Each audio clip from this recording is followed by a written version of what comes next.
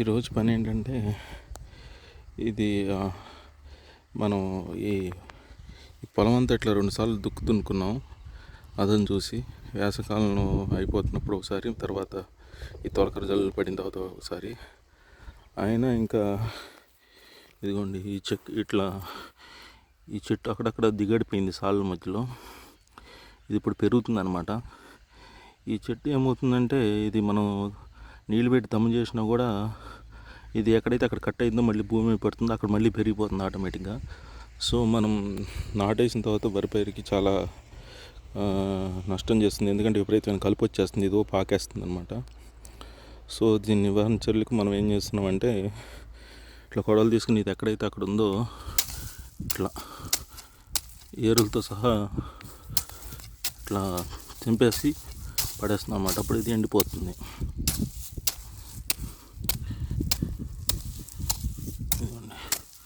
ఇట్లా ఏరులతో సహా, కింద ఏరులతో సహా ఎక్కడుందో అక్కడ ఏరుతో సహా కొట్టేయాలన్నమాట. కొట్టేస్తే ఇది ఒక 4-5 రోజులకి ఎండిపోయి చచ్చిపోతుంది అన్నమాట. సో ఇట్లా చేనంతా అక్కడక్కడ ఉంది. ఇట్లా చేనంతా తిరిగి ఇట్లా దీన్ని చేస్తూ ఉండాలి.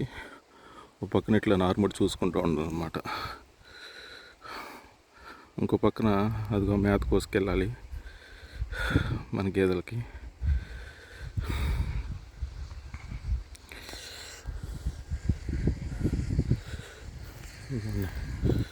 అక్కడక్కడ ఇంక ఇట్లా ముడిసిన చూడండి.